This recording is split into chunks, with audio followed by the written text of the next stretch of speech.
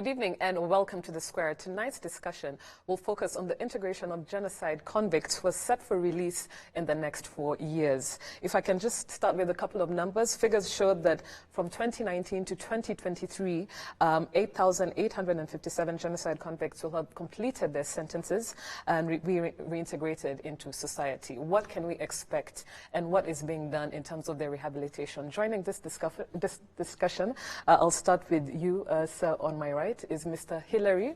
Mr. Johnson Mugaga, who is a division manager at the National Unity and Reconciliation Commission. Mr. Johnson Mugaga, thank you very much for joining the show. A pleasure to have you. You're welcome.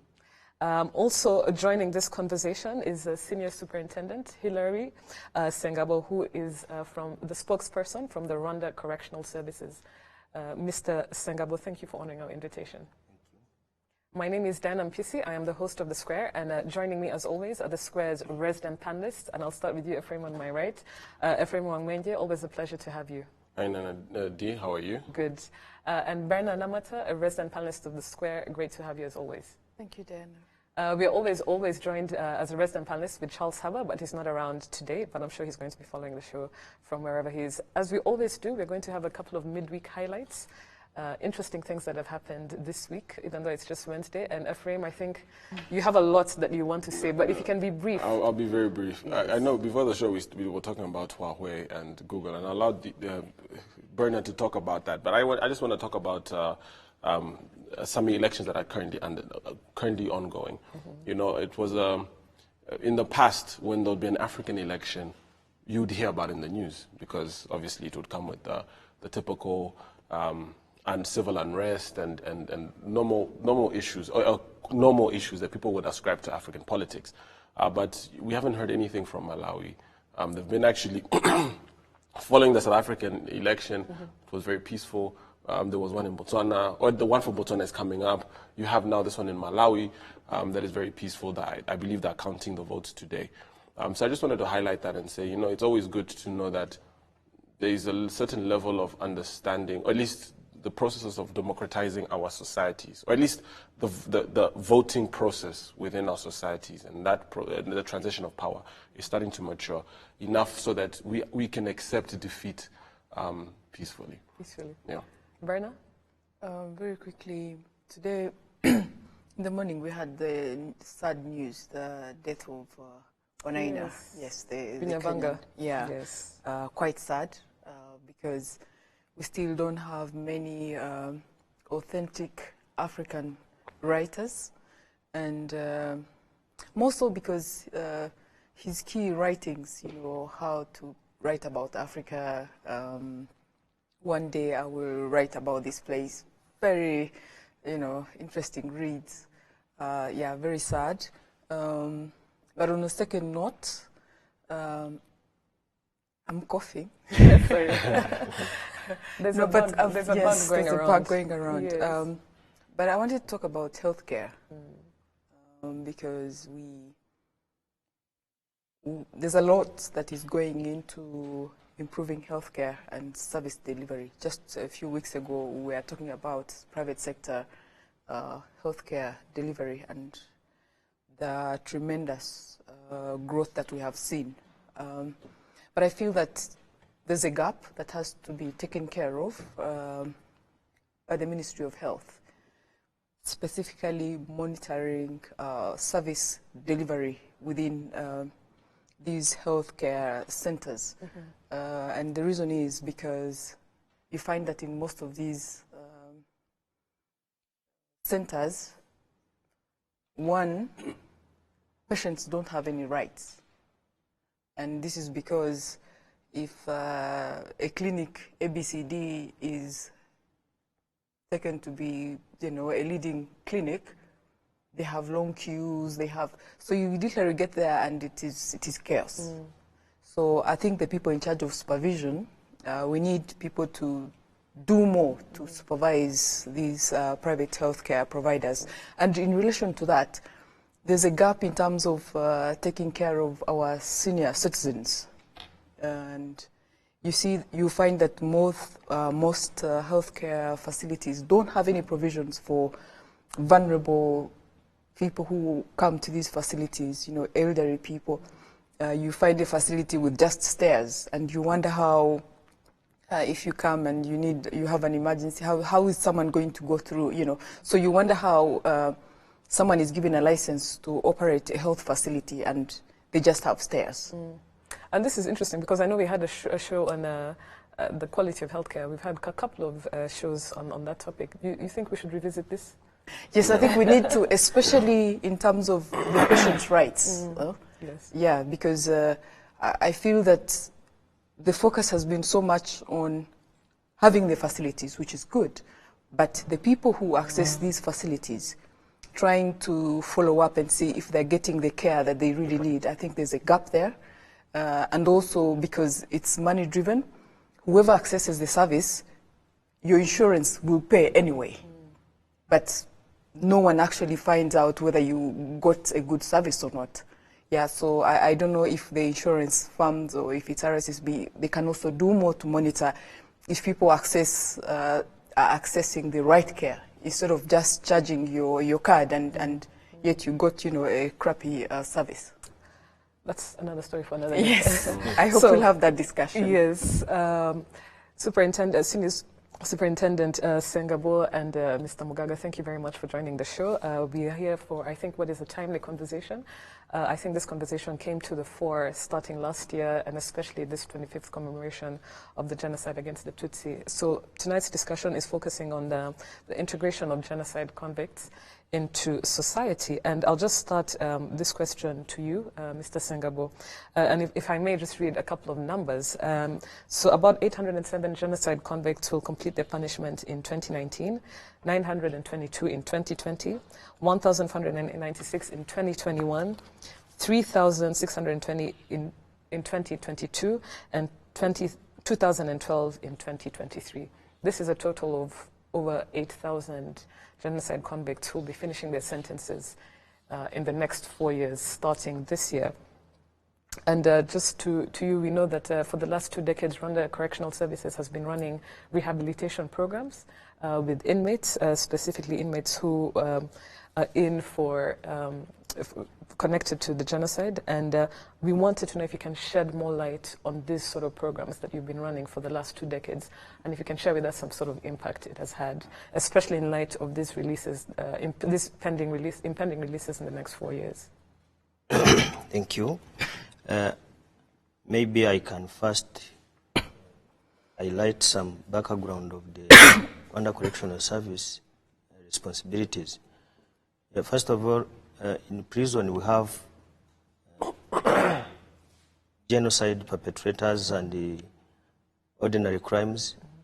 Yeah. So far we have over 27,000 genocide perpetrators, and the rest are just ordinary crimes, totaling to 68,000. But in history, we have, since 1994, some time back, we had perpetrators or people accused of genocide. They say there were over 120,000. Some were released by Gacaca courts when it started, and others were given alternative to imprisonment, TIJ. That's how the number came to be reduced to date.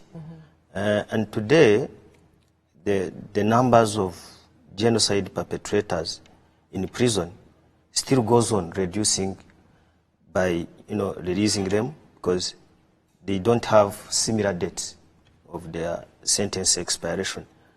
But we hope that the package they have is enough for them to be reintegrated, because we have different categories of, procedure of rehabilitation. Yeah, we have civic education programs. We have education. You hear of Nyagatare juvenile passing exams national level. We even have vocation trainings. Yeah, last week we had a group of them passing exams of Rwanda Polytechnic exams. So all those are strategies laid by Rwanda Correctional Service to enable them fit in society when they go back. We also have a structure in prison whereby a prison itself is considered as a sector. Within that sector, we have cells, we have village, and their respective leaders. Of course, this is done to reflect the outside life, such that if an inmate, in case is released, he shouldn't go astray, struggling with life. He should be fit in society as he lived in prison. We also have the community outreach. Sometimes we go with them to work as Umuganda, and also during reconciliation programs that we have even as our partners from National Reconciliation Unit. We take them, we do something like a campaign. We let them talk and interact with victims and the society at large. So they confess what they did. We help them to apologize publicly. They also go out and work and build houses for needy people. So all those are strategies and mechanisms that aim to make them integrate easily. Yeah, thank you. And just very quickly, can you shed more light with some of the partners that you work with? I know Rwanda Correctional Services also works with the National Unity and Reconciliation Commission, but also specifically the work you do with Rwanda Prison Fellowship. Yeah, entirely we work with different regions. We have Muslim, Catholic, Protestant, but we have also some non-government organizations that come and we have partnership and sign MOUs. One is Prison Fellowship. Prison Fellowship has worked a lot in regards to reconciliation. They talk to prisoners, they talk to victims, they go to society, alert them. They have actually worked and they have been effective in regards to reconciliation and integration. Yeah. Okay. Thank you very much. And I would like to ask you, Mr. Mugaga, also with regards to reintegration of genocide convicts into society from the perspective of the Commission, the National Unity and Reconciliation Commission. What are some of the programs that you are also doing in this regard? I know you work with the correctional services, but from your perspective, if you can add more on the programs that are being undertaken by your institution. Thank you, Diana. First of all, let me just briefly reflect on the mandate of the Commission. Yes. According to the law, the Commission currently is supposed to do more of coordination, both from the perspective of the law and from the perspective of the policy of unity and reconciliation. Because in the policy, which was approved in 2007, it indicates that every Rwandan is responsible for for the unity and reconciliation process to take root. Two, it gives them responsibilities to different institutions, both government, private, and civil society, including religious organizations. So, coming back to the question now, it is based on that policy that we as an institution, we are supposed to coordinate all efforts geared towards, one, healing, because the integration, part of the integration process involves some, this is a traumatized society. Even prisoners themselves are traumatized. People don't know that by the fact of their act itself, it haunts them. If my friend, the senior superintendent, would tell you that most of them fail to confess, but within their community, they reflect that they are not happy with what they themselves did. But the process becomes a bit tricky for them. So we as a commission work with different partners. And we have so far two major programs towards the reintegration of prisoners. Number one, what the Commission did in 2015, we carried out a study to find out the people who were massively reintegrated. You know, in 2003, we had a presidential pardon which released about 26,500 prisoners into the community. We organized Ingando for them, which was very good because they were a single batch going into the community. It was easy to prepare them to be integrated.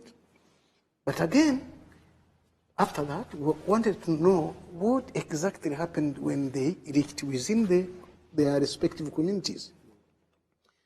Surprisingly, we found that those who went there, they were fully reintegrated. There were no repeat violence or acts of criminal offenses. It was surprising to most people. This was in 2003. The release. The release was in 2003, but the research we did it in 2015. Okay. We finished conducting the research to find out what happened to those who were released in the community. So a period of 12 years. Yeah. So, but again, I think beginning last year, we realized that as we move towards 25 years, most convicts are going to go back in their communities because they are finishing their sentences. So that's when we started thinking out of the box and saying, look, we have a policy, we have different categories of people, but who should be in charge of what in preparing these prisoners, the community itself, and survivors? Because at the end of the day, we must minimize shocks and trauma, because we have realized that in the process of reintegration, we always get a transgenerational trauma, but we also get transgenerational genocide ideology. So how can we manage that? So that's how we come in with different partners to manage different components. We have some NGOs who are working with the youth. We have religious organizations who are working with their faithful. We have other NGOs who are dealing with trauma healing at community level. We have some other NGOs which are preparing trauma counselors, like AMI. We have, they call it AMI, Association Modeste et Innocent. They call it AMI. It's based in Huye district, but is working with prisoners and working with communities and has developed a curriculum to help prepare people, both at community level, but also in the prisons. We have prison fellowship, which he said, it has done a lot. It also prepares the communities and prepares the prisoners. But we also have other NGOs. We have Peace and Justice Organization under the Catholic Church. It is also doing some wonderful work in preparing their faithful. We have other individual initiatives, like the one we have, it is called the Mushaka Initiative by Reverend Father Obarit. It has now a multiplier effect. It is now flowing into other parishes. We have so far over 10 parishes which have adopted his model, where he picks people who are already there, people who are released by the church, but who want to confess. Then they link those ones who want to confess. They prepare them into the process of how they can do it, but they also prepare the communities differently, and they all pass through a process of 6 months. If you are raised by the church and you are now in the community, but you have been having responsibilities in the Catholic Church, in that parish which has accepted to do that process, then you must be denied some responsibilities until you finish the process. So after 6 months, there is within the 6 months, the confession is not done by most. You must show some acts of remorsefulness to the community, but specifically to the individuals, the survivors who are victims of your crimes. You try to show some acts. That's what the process helps the individuals to do. How do you link the perpetrator with the survivor? And how do you link the perpetrator to grow from just rhetoric, talking, to acts of love, acts of remorsefulness that shows the survivor that you have really come to seek forgiveness with all your heart. So we have that type of institution. So we have other programs where, she has said prison fellowship, but there are other institutions like we have another one called the DD. DD is they call it detention in dignity. It's an Detention in dignity. Yeah. So you prepare somebody, but people can give what they received. So if you harass prisoners, when they go back, they will also become harmful. So we partner with the prisons to prepare prisoners to behave, to react, but also to be asking for some basic, there are certain rights they are denied, but there are some basic rights which you cannot deny them, like security. When they're in a correction service, they need security, they need food, they need water, they need medical care. But they also, through those associations, we work with them that in your package, somebody cannot receive rights without obligations. So we tell them, look, we must give them a package of humanity. How can they change from a criminal human to a humane human? So we have those institutions which are working there. The other thing which we did at the beginning of this year, we corrected that. We realized that people were going, so we asked for that data from Rwanda Correction Service. So when we collected that data, we disaggregated it so that each district has its own. The data we got from Rwanda Correction Service was aggregated. So what the data that you're talking about is basically the numbers of inmates set for release. Well, of course, all inmates that are related. When you talk of genocide-related cases, you are also talking about. You are also talking about. Not only genocide, but also divisionism, discrimination, yes. And so on. Yes. Hate speech, hate talk. Those type of crimes, because they are all related. So we asked for all that information. So what we did, we disaggregated it and decided which package should go to each district.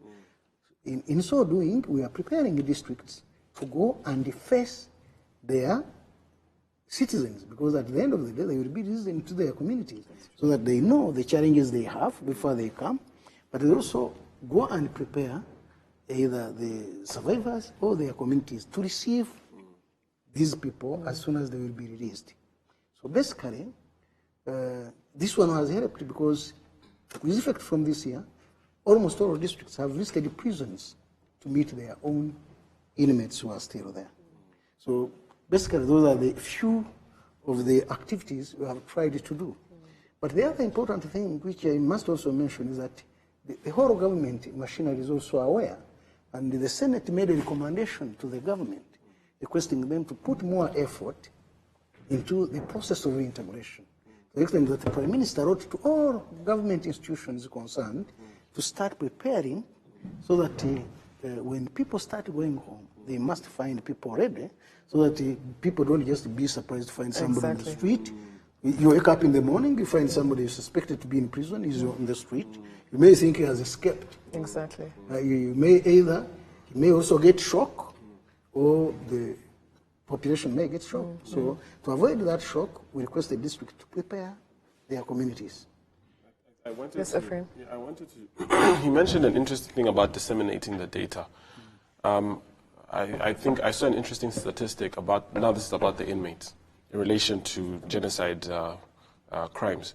They said out of the 27,000 inmates in relation to it, only about, 22%, 22.2%, around 6,000 of them actually showed signs of remorse.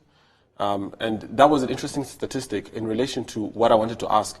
How effective are some of these programs? Do we have, again, statistics or ways of measuring, tools to measure how effective some of these things are? Because you have mentioned a good number of them, and I'm sure that's probably a few of the scores that exist, how effective are these in actually ensuring that there is some sort of reintegration and lasting reintegration, again, to deal with, I would say, the largest threat to sustained peace, the transgenerational genocide ideology? Yeah, so what measures or what exists for us to be able to measure how effective some of these programs are? Number one, we must acknowledge that the process of remorsefulness is as complicated as the process of reconciliation itself. Because one, the perpetrator must reconcile himself with his acts. You must accept what you did in yourself and accept that it was wrong in the first place. Because if you look at YouTube and others, you find that there are people who are still perpetuating the genocide ideology. So in other words, there are people who still feel the ideology is as good as other ideologies. So that's number one. They must accept what they did themselves. And that process is not as easy as people think. Because even a survivor, to accept that he must live after a genocide, is not as easy as people think. It is only they themselves, when you talk to them, that they can tell you that it is a challenge to live after losing so many people during the genocide. Likewise, a murderer. Put yourself in somebody's shoes. Who killed children?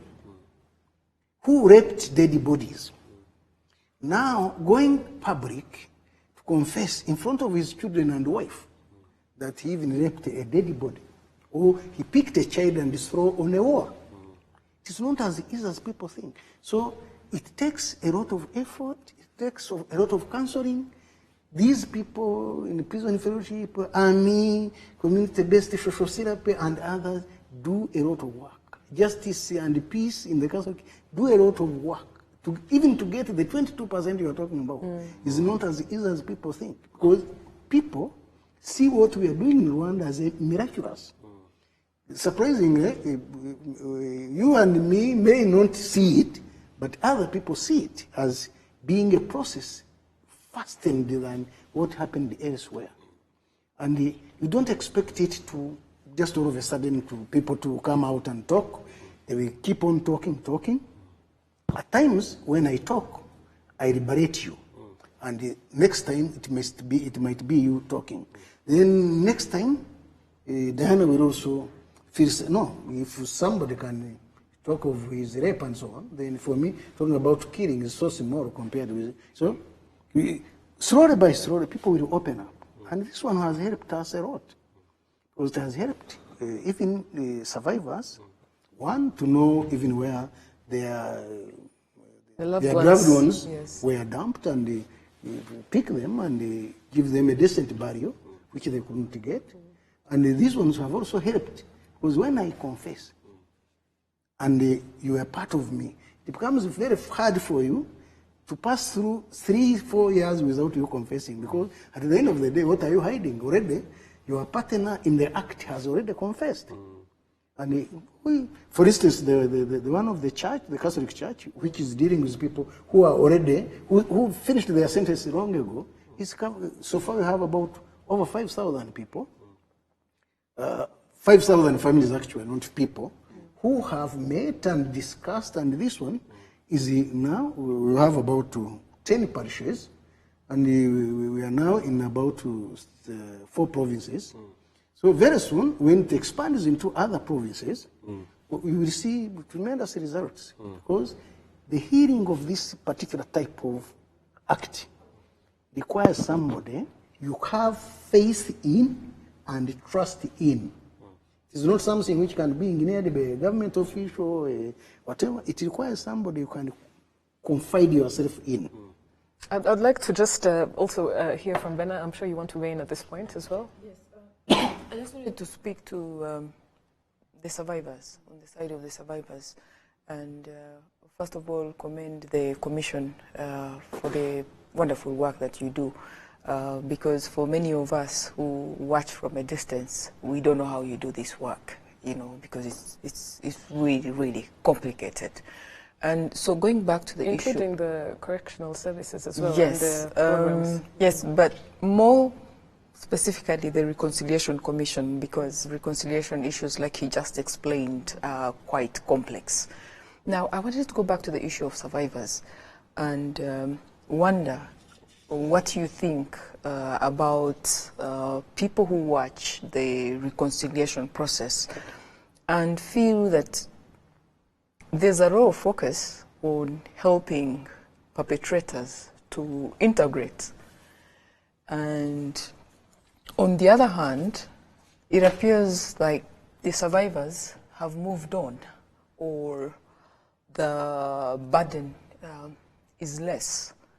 You know, and the reason I'm asking this is because, for instance, when these genocide convicts come out, some of them have families to go back to, survivors don't.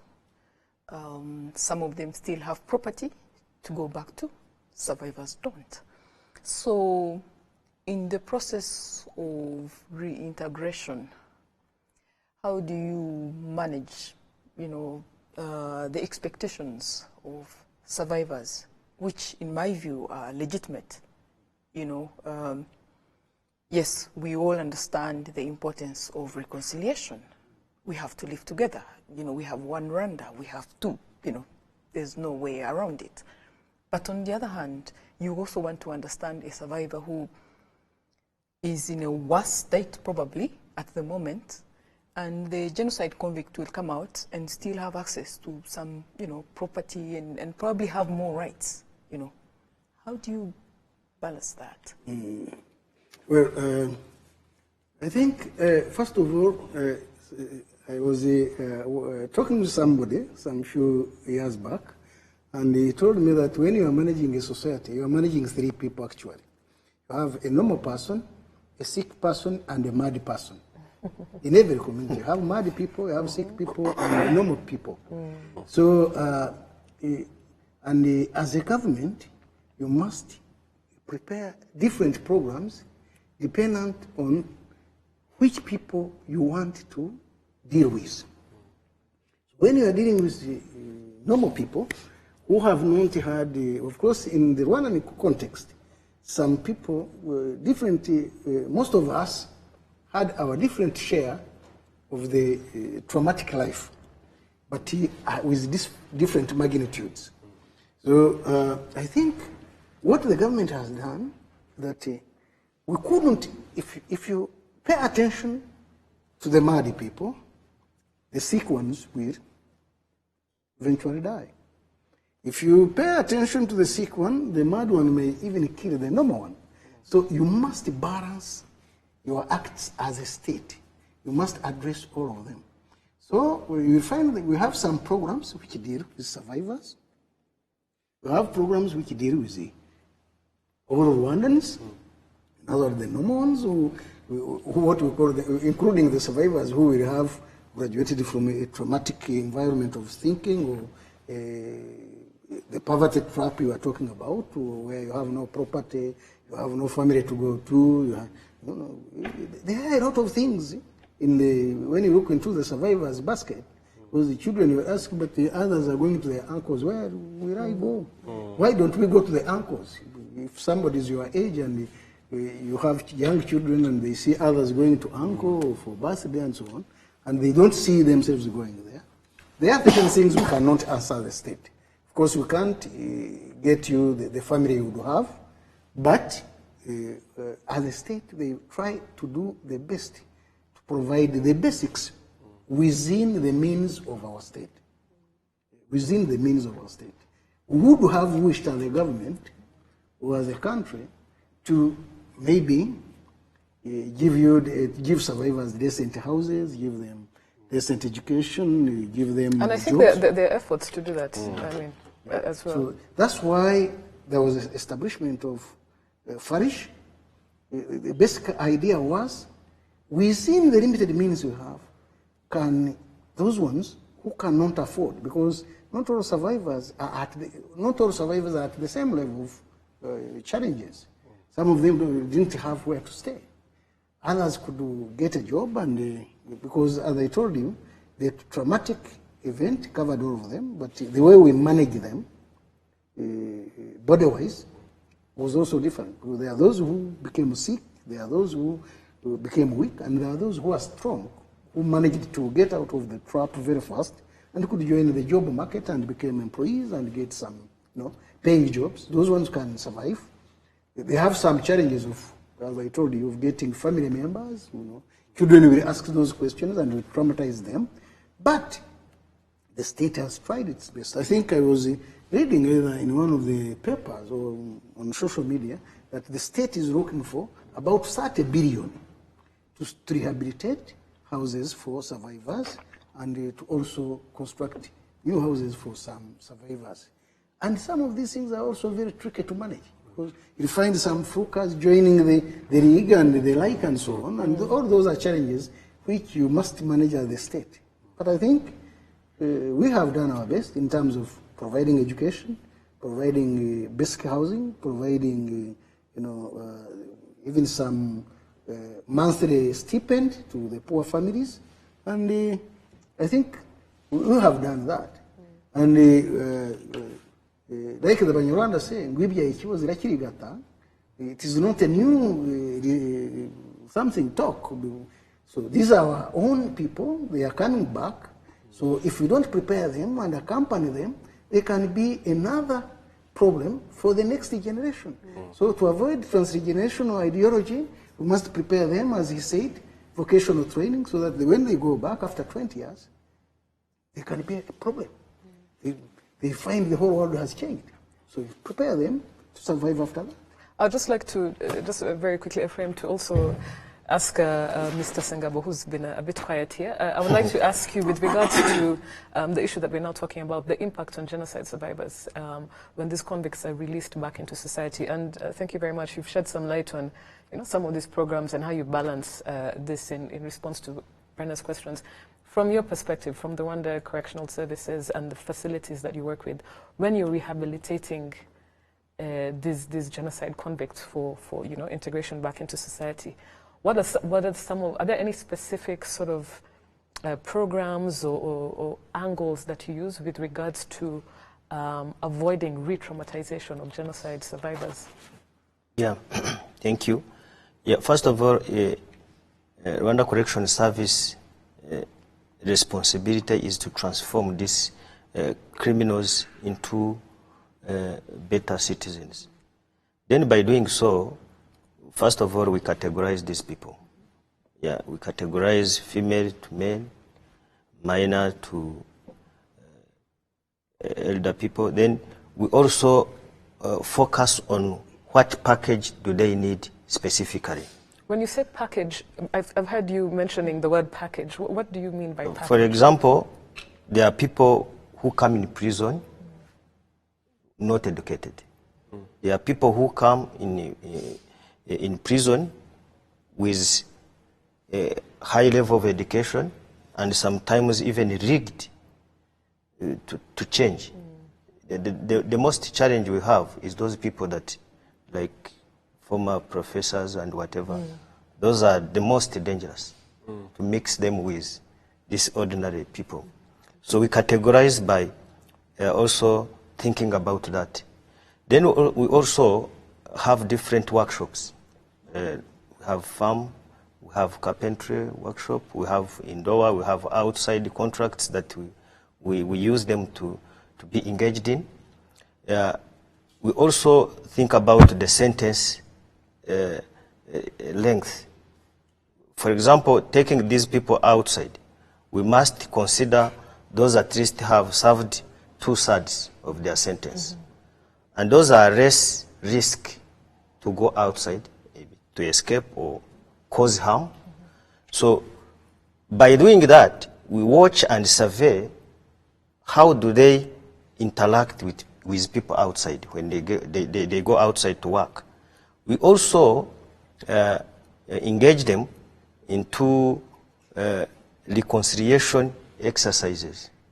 Like, for example, during visiting days, they go out, they talk, they give message to the public, visitors, they mention what they did, I think we have one example, a man called, I don't remember, Isa Trubavu, recently was talking even in social media during... oh yes, the citizen outreach. Yes. Yes. So, actually, for your information, it is of recent years we have got people giving testimony of what they did, participating in genocide commemoration inside the prison. This was not the issue before. They could not agree to participate in a commemoration, but today they can participate, even reveal some information. I think you've had some bodies now being found. It is because of those people giving information. So we trust that at least what the state is doing and what Rwanda Correctional Service is doing is effectively going to give a solution. Yeah. And also, not only give a solution, but you also monitor them to a level where you can assess, the threat to re-traumatization of genocide survivors. So there's also a level of assessment that you do before they releases. Is that what you're also saying? Yeah, of course we prepare them, but unfortunately we don't go beyond prison borders. Yeah. I wanted to just ask further on that. So I'm assuming that when somebody's sentence has come to an end, they are released. Yes. I'm assuming that the justice system makes it almost automatic. Regardless of how much you do an assessment, you cannot extend somebody's time in prison. But my question then comes in, for example, in 2019, we have, 807 being released. The question then comes in, of those 807, how many can we truly say have been rehabilitated to the point where one can feel comfortable that these are people, if they go back into society, they'll be productive? And I say this purely on the basis that, we understand that the process of reconciliation and reaching that point of remorse is very complicated. So the question then comes in, somebody spends time in prison, but that sentence comes to an end. Because the law requires that they have to be released by the state, regardless of that, as long as that time has come to an end. The question then comes in, are they truly ready? Or at least what percentage of, for example, and I'm not asking for an exact percentage, but from your own assessment, have you seen cases where individuals reach that end and you can see that, okay, these people have not been rehabilitated, or at least rehabilitated fully? Yeah, for genocide perpetrators, generally they behave well when they are in prison. And in addition to that, we don't have a standard gauge to test and say that so and so is ready to go. We only assess by human assessment and say this and this is worth it to go. But again, we can't stop somebody when time expires. Yeah. So far, it is okay, and we are lucky we don't see many people coming back as recidivists. It is rare cases of people with genocide ideology coming back when they are ex-prisoners. We see new cases, not ex-prisoners. Not repeat offenders. Yeah. Just very quickly, Mr. Bugaga, I would like to ask, as we get towards the end of the show, on challenges also and the way forward. And in terms of the way forward, before we talk about what can we do, like you said, Mr. Sengabo, you don't go beyond prison walls. Your work ends within prison walls. But your work as coordinator of all these bodies, I'm sure I would like us to explore potential ideas on what needs to be done in the next decade, actually, let's just say. But if you could show, are there some emerging trends, 25 years after the genocide against the Tutsi, are there some emerging trends in terms of these challenges that exist? And earlier on, you had mentioned the transmission of genocide ideology to younger people. You can touch on that a bit, but if there are also other significant emerging trends that are happening. Well, we call them emerging trends because they are not part of our culture or part of our experience.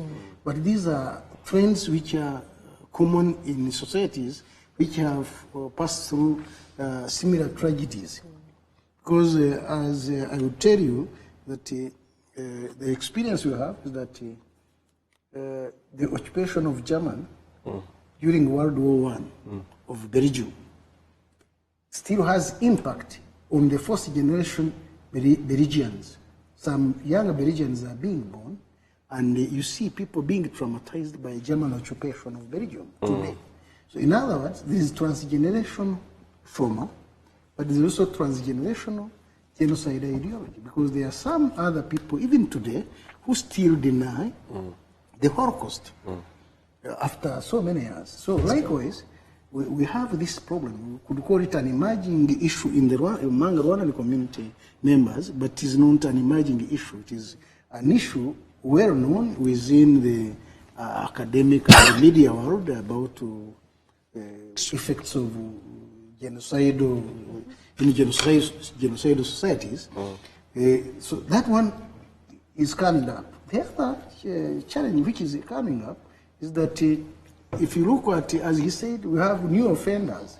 Surprisingly, when you look at people who are coming up with genocide ideology, especially during the Kwibuka period, you'll find some of them were born even after genocide. The genocide. Exactly. So in other words, so the transgenerational genocide ideology, or what we call... So just to clarify, so these new perpetrators who quote-unquote were born after the genocide, are these children of perpetrators per se, or does it just transcend, is it just a societal thing, not an individual genetic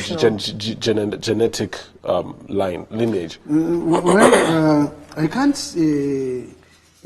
conveniently say that they belong to the genocide parents, but they, within their family, he may not be a son of a genocide perpetrator, but his uncle or his aunt or his cousin may have participated in genocide.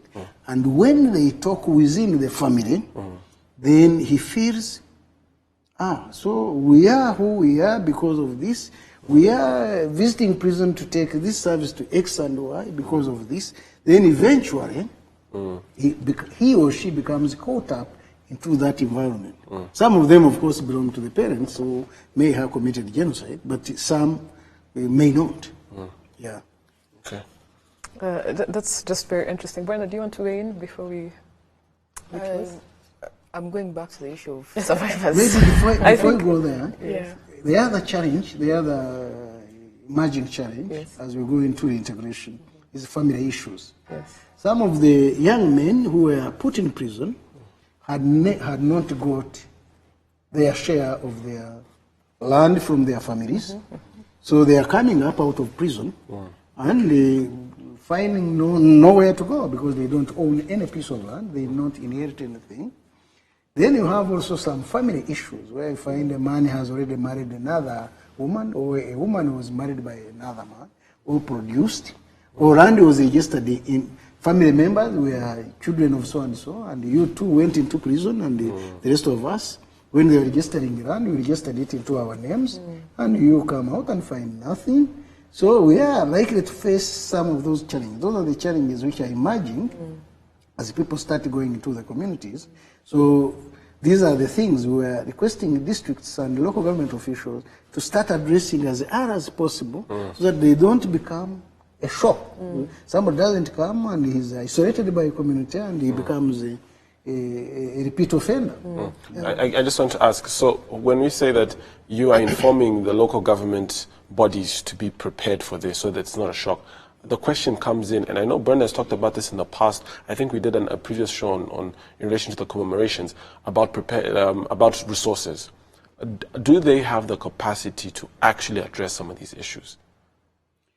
In fact, none of those issues require money. Because as I will show you, is that when we talk of the 807 going into the community, how many are going in each sector, how many are going into each village? You may find that in the whole of this village, you may get one person in the next 4 years. So, you know, it is not like when there was that presidential pardon in 2000 instead of so many thousands.